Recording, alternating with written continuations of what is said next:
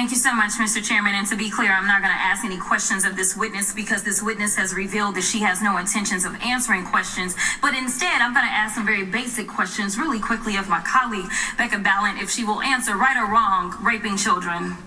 Wrong. Right or wrong, killing random citizens. Definitely wrong. Right or wrong, enriching yourself as the sitting president of the United States. Definitely wrong. Okay. Welcome to an all-new episode of Clock to Tea with Dr. Long. This is your host, Mark Long.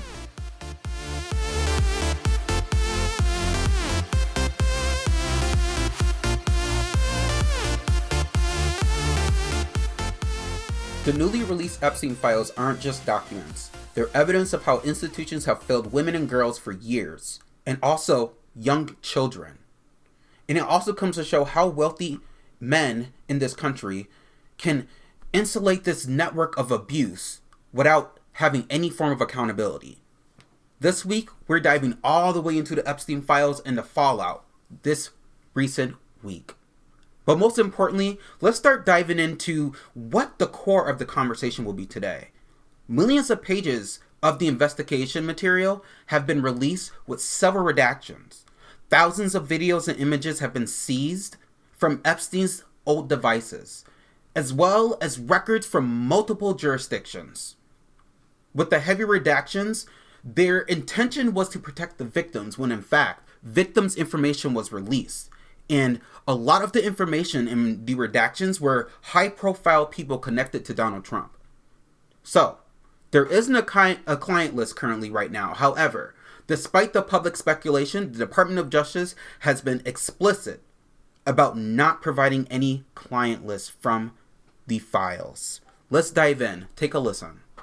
This is so ridiculous, and that they are trying to deflect from all the great things Donald Trump has done. There is no evidence that Donald Trump has committed a crime. Everyone knows that. This has been the most transparent presidency. He's the one that asked that those files. I'm going to claim my time. I got your answer. You said there's no evidence. Trump asked Chairman, please stop the clock. Stop the clock. Legislation. This is time. Time belongs to the gentleman from California. Okay. I'm going to put up another document from a witness who called the FBI's National Threat Operations Center, because I believe you just lied under oath.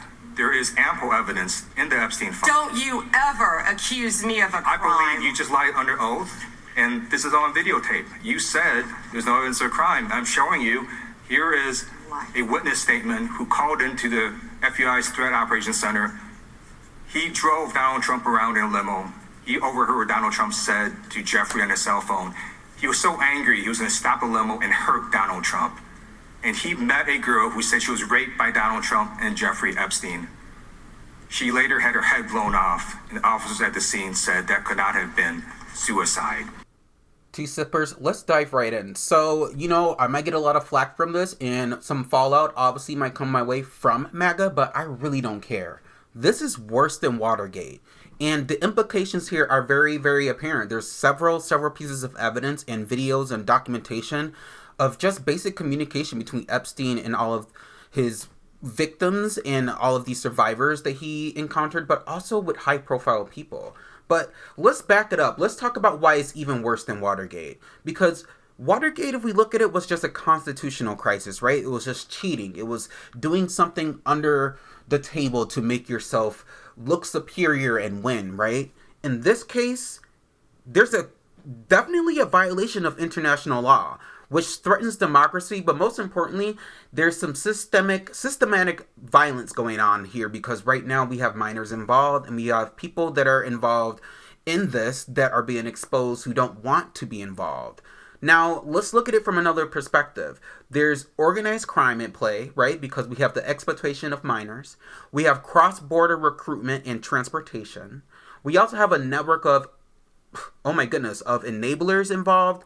Additionally, failures across jurisdictions and an international sex trafficking scheme that the President of the United States participated in.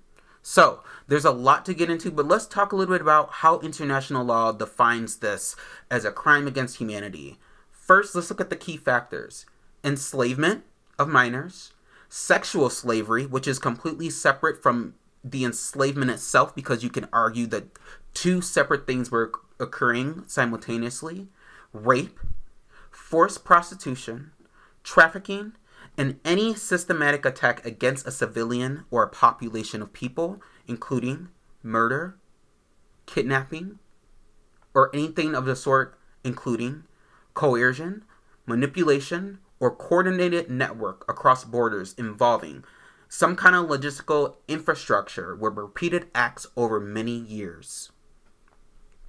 This qualifies as an international scheme and an international crime because international dimensions look at this from all angles. And let me tell you what they are looking at.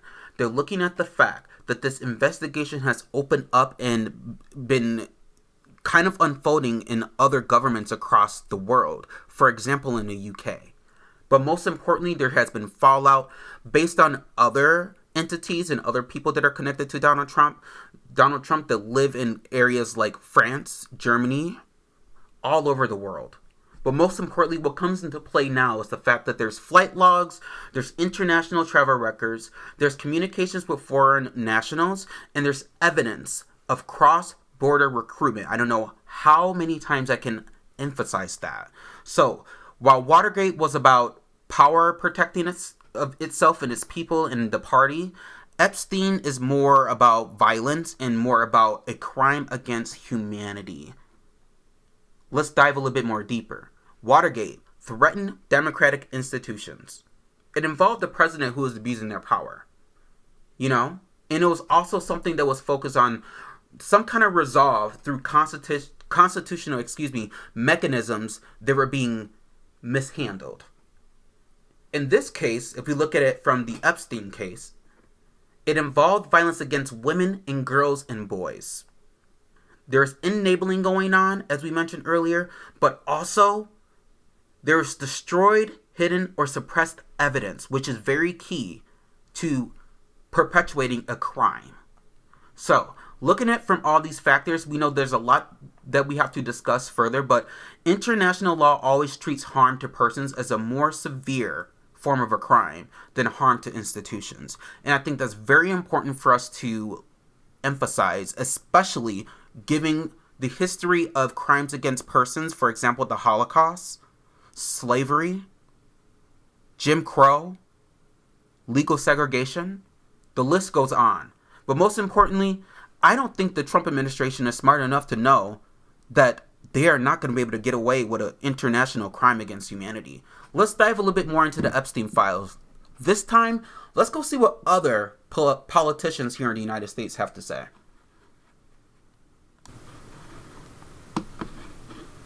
I want to talk about the president and his possible involvement with Jeffrey Epstein.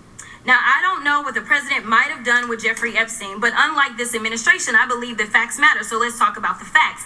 Fact number one, Donald Trump is one of the most named people in the Epstein files. At least 5,000 files contains more than 38,000 references to Trump, his wife, or Mar-a-Lago. Fact number two, Jeffrey Epstein and Ghislaine Maxwell made young girls available to Trump on multiple occasions. For example, according to this file, Ghislaine Maxwell presented a young girl to President Trump who spent more than 20 minutes apparently flirting with her.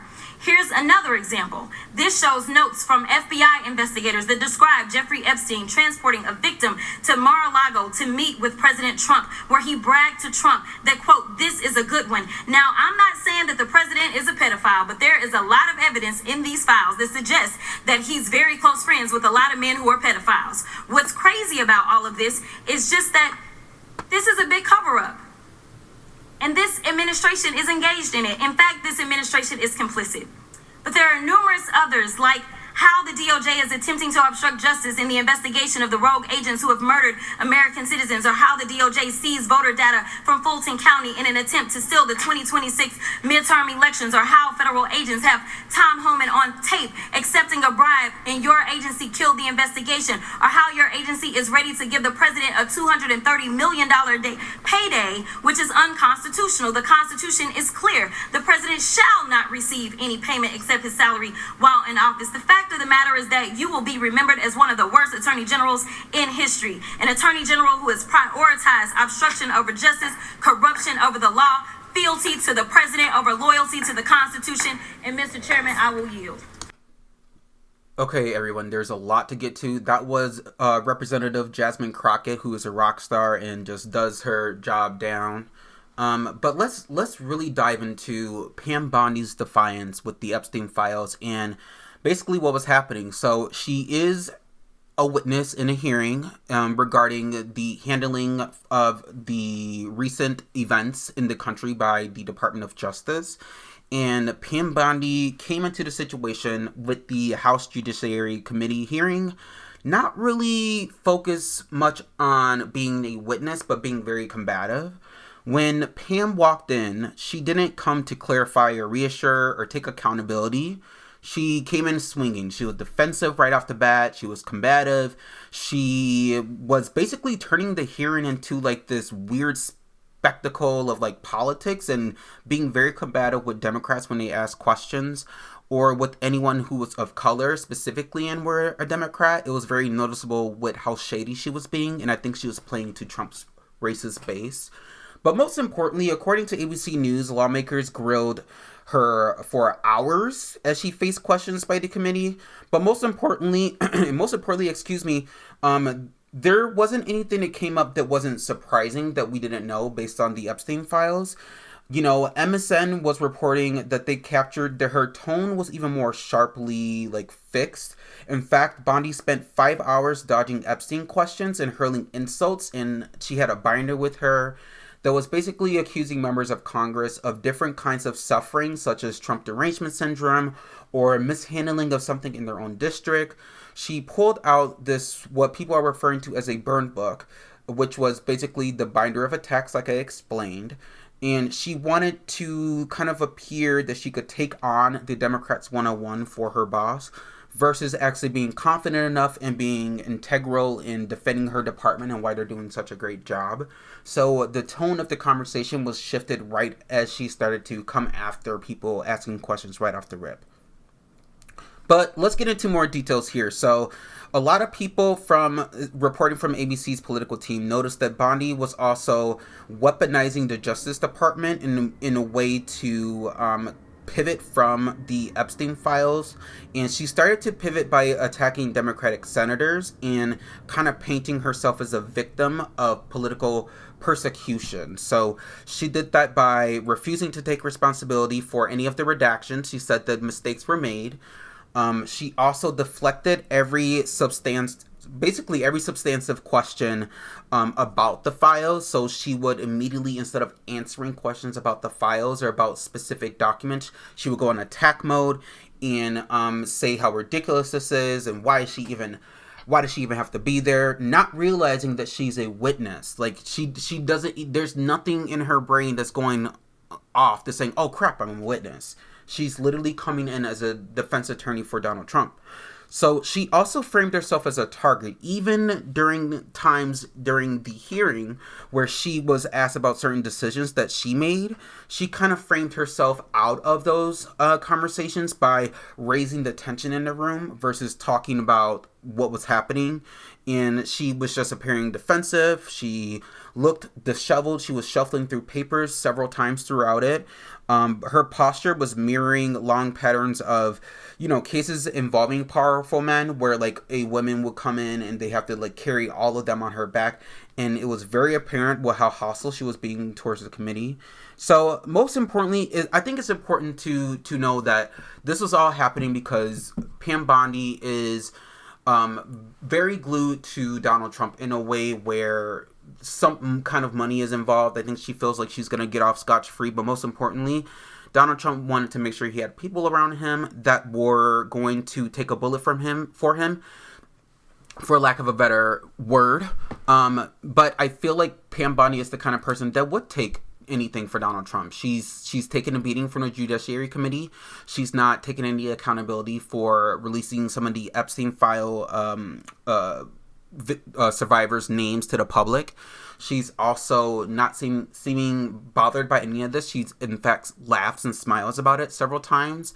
She doesn't acknowledge victims in the back as they are raising questions, raise their hands when asked just take a listen to this video because it pretty much explains it a little bit more, and you can hear more of the exchange. But Pam Bondi is in the hearing room ignoring survivors as they're standing right behind her, which is disgusting. Take a listen.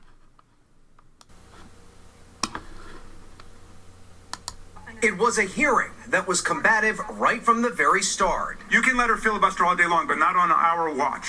Be clear. Not on our time. No way. Be clear. And I told you about that, Attorney General, before you started. You don't tell me. Yeah, oh, I did tell you because we saw what you did in the Senate. Lawyer. A hearing with Attorney General Pam Bondi that got so heated, one Democratic member left the hearing room. Didn't ask Merrick Garland anything about Epstein, not once. When he was Weak sauce. And also, I want the record to reflect that, with this anti-Semitic culture right now, she voted against a resolution condemning. Oh, Is Jewish. I just want to be clear. You want to go there, Attorney General? Are you serious? Talking about anti-Semitism to a woman who lost her grandfather in the Holocaust? Bondi challenged by Republican Tom Massey over the Department of Justice redactions in the file, including Leslie Wexner, founder of Victoria's Secret. Within 40 minutes, Wexner's name was added back. Within 40 minutes of me catching you red-handed. There was one redaction out Where of he's over listed as a 4,700. co-conspirator. This guy has Trump derangement syndrome. Congresswoman Pramila Jayapal asking Epstein survivors in the audience to stand and offering Bondi the opportunity to apologize to them. Will you turn to them now and apologize for what your Department of Justice has put them through? I'm not going to get in the gutter for her theatrics. Afterwards, several of those survivors sitting down with NBC's Hallie Jackson. Show me your hands if you were satisfied with what you heard from the Attorney General today. Nobody. There wasn't even an adult in the room that could apologize for the damage done to children and girls. Saying they just want accountability. Alright, y'all. So that was NBC News. And yes, this is a very heavy topic, so there's a lot to really discuss. And I don't even know if I have hours and hours of time to give you all the tea, but I'm going to try to give you as much tea that I feel is important. And I think, learning about Pam Bondi and how she responded to this was important. Also, the fallout and what's happening and why this is worse than Watergate was also important. But let's talk about these heavy redactions. So this is very, very bad. So the fight over the Epstein files has entered this new phase, right? And now CNN has been reporting that the Justice Department redactions were not just heavy, they were very controversial. They were very inconsistent, and a lot of the redactions were didn't even happen. As we just heard from the video, some of these survivors' names were still put out, but the redactions still consisted of high-profile people with images and blacked out pages beyond blacked out pages. So CNN has also described this as a work in progress, right? That's what the administration has said to them. They also are reporting that there has been extensive at times, what they're saying, extensive, redactions that we don't even know about. There's also a lot of reporting saying that the Department of Justice has been extremely cautious not to expose victims, when in fact we all know that's not true because some of these survivors were at the hearing itself. One of the really explosive things that CNN covered was the exchange between Bondi and Thomas Massey, where a document of Leslie Wexner, who is the founder of Victoria's Secret, name was redacted for 40 minutes. Name was redacted for 40 minutes under a section labeled co-conspirator. And basically what they're saying is that got covered up after it was noticed. And now what they're saying is that this moment crystallized some suspicion for a lot of people where they're questioning pretty much why were these redactions not protecting victims and now we're protecting powerful people. So there's a lot of questions that are happening. There have been a lot of reports about how millions of pages have been released, but entire sections are blacked out. And we know this because there is evidence that was brought to the hearing where there's physical copies of the redactions. We also know that there has been ongoing internal review of what was redacted and why, but a lot of that has been halted or put on pause, and there's a lot of distraction in the White House happening right now, where there's a lot of attention on this in the media, but there's not any attention on it at all with this administration. We also know that there's a lot of public scrutiny right now for the president because he is implicated in the Epstein files, but also going to the fact that this Victoria's Secret CEO or person, Leslie Wexner, who's basically one of the 6 men whose names were initially withheld from public release. And now what we know about Wexner is that he is one of the most consequential names to emerge from the newly released Epstein files, most importantly because of his background, right? We know that he is this big-time CEO who's connected with Donald Trump and with Jeffrey Epstein. Wexner was publicly identified as a co-conspirator by the Department of Justice back in February of this year, earlier this month, but there's also some information in 2019 where there was a lot of information coming out about the sex trafficking investigation, where there was some hints of powerful people at play. Now, his name was also redacted and then unredacted after congressional pressure. So that's what was happening with that exchange in that video. We also know that Wexner is now facing congressional questioning. The House Oversight Committee has scheduled Wexner for questioning on February 18th of 2026, focusing on his relationship with Epstein and his appearance in the newly released Epstein files. And then also there's going to be some more questions that are going to be coming out, right? So Wexner and Epstein were extremely close for years. Epstein served as Wexner's financial advisor, and he also gained unusual control over Wexner's assets, from what we know. We also know that his wealth was built on the social power that he had with that relationship with Jeffrey Epstein. And back in 2007, Wexner claimed that ties were done with him and Epstein, that they were no longer friends. But the files show otherwise, because his name appears more than previously known and that he made out to be. So we know that he has been lying to the public, but most importantly lying in this case. And we also know that there's other names that are coming out as well, and that there's some Jewish telegraphic agency that had notes from Wexner's philanthropic legacy, and they're trying to use that as a way to overshadow a lot of what's happening, saying that his decade-long association with Epstein is now central to the public, and that what they're trying to do by shifting gears here is just part of the cover-up. So, what we all know is that Wexner wasn't just adjacent to Epstein, he was named in the federal documents as a co-conspirator. And we also know that Trump is also a co-conspirator because his name is heavily redacted, appearing in the Epstein files more than 5,000 plus times, but also he's also implicated and mentioned in the Epstein files. So, there's evidence of Trump's communication and evidence of people basically accusing Trump of rape in the files. Alright, let's continue. So in other news, Ghislaine Maxwell is also back in the headlines. You know, the person who was Jeffrey Epstein's right-hand person in regards to the sex trafficking of the minors in his trafficking scheme. But let's talk about the current status of her and what she's up to. And right now, she's refusing to testify before Congress, and she is repeatedly invoking the Fifth Amendment like a weirdo. She is actively seeking clemency from Donald Trump, so we know that that's happening. We also know that she is using the hearing right now to send a message directly to Trump. And, you know, Democratic Representative, what was her name? Melanie Stanberry, I believe, said that Maxwell's refusal to answer question was a deliberate signal. Basically framing that she's pretty much dominating the fact that she can blackmail the president if she can. The representative went on to say her silence can be bought through clemency, and that is the message she is trying to send directly to Donald Trump. You know, so she did that kind of exchange to show that she can be complicit, but most importantly that she can meet Trump halfway. She is expected to remain silent in all future hearings, and Maxwell also remains at the center of the redaction controversy, knowing that she is heavily throughout a lot of the files. But the unexplained redactions basically shows how her silence is now being interpreted as a part of this pattern to continue to obstruct and refuse to give information to the American people and to people who need answers. The online speculation about her right now is basically that there's this resurfaced 2009 Madeleine McCann suspect sketch which triggered this new conspiracy theory linking Maxwell to the case.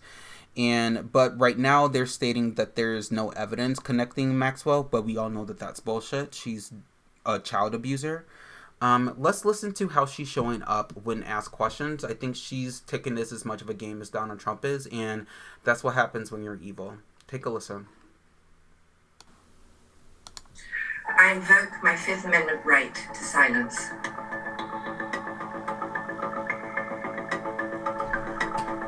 Ms. Maxwell, were you a close friend and confidant of Jeffrey Epstein?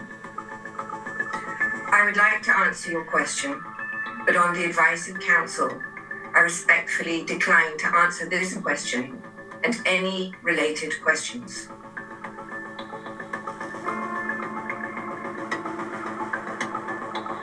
Yuck, that was kind of chilling. Crazy times we're living in where we're literally seeing pedophiles and child abusers have an ounce of, like, fame. Like, it's so weird and backwards. But we also have to look at the fact that power and money come into play right now. And I feel like conservatives are being preyed on by rich, powerful people that are using these people that have a lack of understanding of what is happening on a international level, because they are being basically held to a different standard being a part of this crazy cult that is the MAGA movement, or the MAGA cult, as I like to call it, that is being led by a criminal at the highest level, someone who has now gained power of the United States of America. But let's look further. So Donald Trump not only has all this power, he is heavily implicated in the Epstein files, to the point where there's a lot of evidence suggesting that Donald Trump has actually abused teenage girls. So something that I have to say is alleged, but I shouldn't have to say that anymore because there's actual evidence in the files. There's evidence in the files that Trump had some kind of sexual encounter with several minors throughout his time in his exchange with Epstein. There's also evidence of Jeffrey Epstein sending emails discussing ages of victims where Trump is mentioned, and also where Trump is implicated in pictures hanging out with Jeffrey Epstein, where there are survivors in those photos and in those videos that show up in court, that show up in the media, that are around making their voices known right now. And what we have to really consider, the fact that this is super serious, is the fact that now we're looking at violence. We're looking at the fact that children were harmed. We're looking at the fact that someone with money is trying to hush everyone up, is trying to say, don't look over here at the conservative and the Republicans. The Democrats are out to get us, when in fact, this is an international scheme and crime that is happening. I don't know what it's going to take for the MAGA people to wake up and start seeing how serious this is. But when it comes to abuse, it seems like a lot of people are willing to look the other way. And I think it's super important to put that out there, because looking the other way when it comes to abuse is basically enabling the abuser. And a lot of rich, powerful people have gotten away with abusing children and women for years without any kind of accountability. And I think this comes to show you, are we going to be on the right side of history and hold these people accountable for their egregious sex crimes and sex trafficking against minors? Or are we going to move past this in a direction where we are looking at it as, to quote Pam Bondi, looking at the stock market and seeing how great we're doing financially? You know, I think one thing trumps the other, right? I think when it comes to the lives of people and justice and making sure that people's voices are heard and making sure that we are protecting children, I think that is far more important than what's happening with the stock market. I also want to point out that nothing has changed in the country. Nothing has changed in regards to the economy, in regards to making sure that people who are already in this country cannot live paycheck to paycheck. Trump and his administration have not done that. They are busy feeding themselves. They are not worried about the survivors in this case. Pam Bondi made that quite clear. I think we have to start looking at this as an international crime and really start looking at the fact that this is far worse than Watergate, and that this is a situation where we have to start putting our thinking caps on. Start thinking from the lens of protecting your children at any means necessary. This person has power now. He was voted. He bamboozled his base. They got him into office. So now we have to look at this from a standpoint of how do we take our country back and hold these powerful people accountable.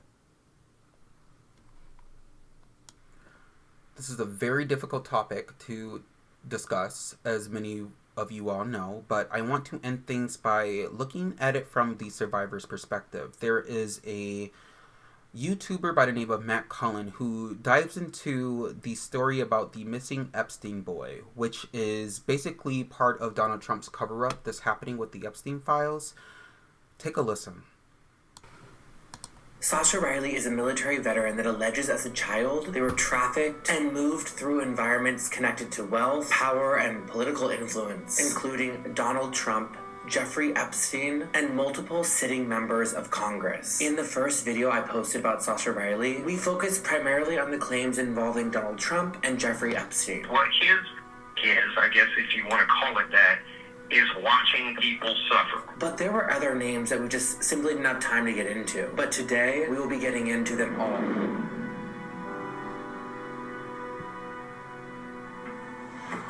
It is worth noting that none of this has been verified, but I believe that it is really worth investigating and should be taken seriously. There is one person in Sasha's story that we didn't talk about in the last video. Sasha's adopted father's second wife, Mary Lynn Riley, referred to in the recordings as Lynn, is described as a moment when the abuse truly shifted in Sasha's life. Sasha explicitly alleges that Lynn participated directly in SA and punishment. She wasn't just aware of what was happening, but she was actively involved. Moments in the interview for me is when the filming of this child essay material didn't meet her expectations. And not because it never should have happened, but because it wasn't long enough or explicit enough. Lynn was worried that it wouldn't be worth the money that people were paying for it for. I can remember Lynn being absolutely furious because they were going to get this big payday for doing the child, but they wound up losing money on the deal. The film wasn't as long as what they agreed to pay money for, so they didn't make as much, and they had to spend, I think, some money on a lawyer. So it was a net loss for them. If you haven't seen that video, you should totally check it out. There, he talks about several other instances in the past where the government has failed us, but other names that were mentioned in the video include Lindsey Graham. There was also Jim Jordan, who was actually leading the hearing, how ironic, for the testimony earlier this week that Pam Bondi was being questioned on. And then we also saw Clarence Thomas was mentioned. So in lots of prominent people. So the disgusting part about this is that they all know what they've done or what they've done. And now there's more evidence and more information out there and more people speaking up because maybe they didn't feel like they could and they just kind of felt like not, empowered to do so. And I think what we're starting to realize is that more survivors are starting to not take this shit. And I think they have a right to. And what I do know is that, Pam Bondi can perjure herself in the hearings all she wants to, but these people deserve justice. And it's about time that this starts to hit the fucking mainstream social stratosphere, if you will, because people need to start talking about the fact that these powerful people are getting away with abuse. And that's not okay, especially when it's the President of the United States of America. Disgusting. Thank you so much for listening to an all-new episode of Clock the Tea with Dr. Long. This is your host, Mark Long. I bring it to you fresh every week, and next week, we're going to start talking more and more about the unfolding of all of this. And I hope you're finding time for yourself with everything that's going on in the country and with all of the abuse that we're basically seeing actually occurred against Americans. I think it's very, very important for you to take care of yourself because this is some heavy stuff. And, there will be some accountability. I know a lot of people who are listening to this might not feel any hope, but history does not let evil win. And that's something that we have learned, and I have faith in our country that there will be a demise of these abusive, powerful people, and that we are going to witness it in our lifetime. Hopefully soon. Take care.